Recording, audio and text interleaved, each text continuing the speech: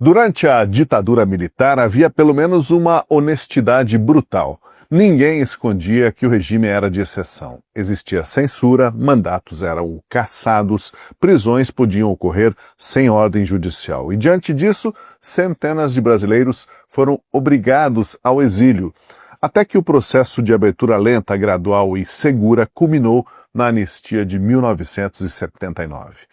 Hoje, porém, o Brasil revive uma atmosfera de AI-5, só que com uma diferença fundamental. A nova ditadura é judicial e seus operadores juram que nada de ilegal está acontecendo. Dizem que tudo é pela democracia. Mas é uma democracia que prende opositores, confisca celulares de crianças e manda a polícia atrás de famílias inteiras. Um exemplo recente: a esposa e as duas filhas pequenas do deputado Alexandre Ramagem deixaram o país rumo aos Estados Unidos. Não foi turismo, foi exílio. A mulher do deputado não responde a nenhum processo, mesmo assim, ela e as crianças tiveram celulares e computador apreendidos dentro da área de embarque do Galeão por ordem direta de Alexandre de Moraes.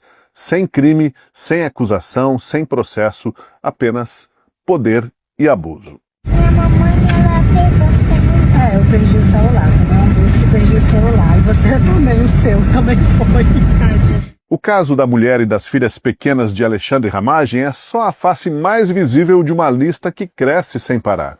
E aí surge uma pergunta incômoda e inevitável. Quantos brasileiros Alexandre de Moraes já empurrou para fora do país? É difícil contar, mas são na casa de centenas. Jornalistas, influenciadores, profissionais liberais, donas de casa e até parlamentares. Gente que, concorde-se ou não com suas opiniões, não pegou em armas, não tentou o golpe, não cometeu nenhuma violência. Muitos dos exilados do 8 de janeiro atravessaram fronteiras a pé para o Paraguai e a Argentina.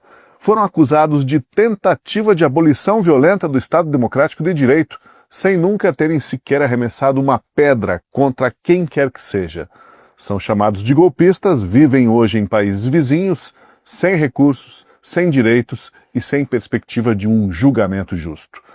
No período militar, sabíamos que havia um regime de exceção. Agora o regime se disfarça de democracia enquanto pratica prisões preventivas intermináveis, inquéritos secretos, censura prévia, confisco de bens e celulares e perseguição a familiares dos investigados. Pior, muitos se tornaram alvo por opiniões e ironias curtidas em redes sociais ou meros sentimentos conspiratórios atribuídos pelos acusadores.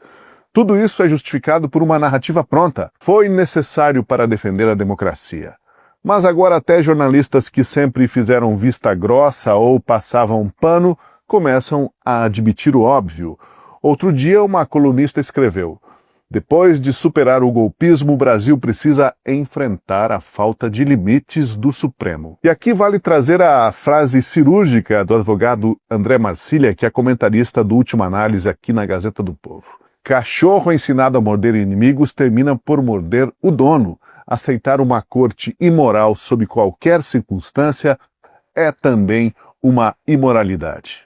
Mas vamos à lista dos perseguidos que tiveram de deixar o Brasil. Ludmila Lins Grilo, ex-juíza de Unai. O crime dela foi criticar o STF e o inquérito das fake news. Alvo de processos disciplinares sucessivos, decidiu partir para os Estados Unidos antes de ser aposentada compulsoriamente. Uma magistrada punida e exilada por emitir opinião. Jornalista Oswaldo Eustáquio, hoje refugiado na Espanha.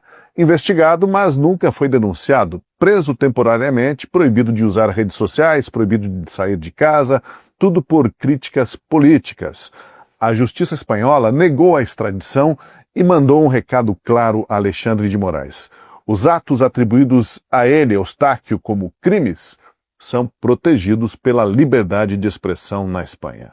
Jornalista Alan dos Santos, mesma lógica, nenhuma denúncia formal, apenas pedidos de prisão e extradição baseados em opiniões políticas, críticas ácidas, palavrões. Os Estados Unidos também negaram a extradição sob o argumento óbvio: livre expressão não é crime. Rodrigo Constantino, economista e comentarista. Nunca virou réu, nunca foi denunciado, mas recebeu notificações por críticas ao Supremo, teve contas bloqueadas e censuradas.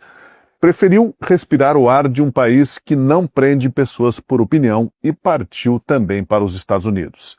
E tem o caso emblemático ainda de Paulo Figueiredo e de Eduardo Bolsonaro, ambos denunciados por supostamente atuarem nos Estados Unidos para pressionar o sistema de justiça brasileiro. Receberam a pecha de traidores da pátria porque denunciam os violadores dos direitos fundamentais da pátria. Na prática, exerce o direito básico e o dever moral de denunciar abusos. Não fizeram ameaça, não houve violência, não houve ato ilegal, mas no Brasil de Moraes, expor abusos virou crime.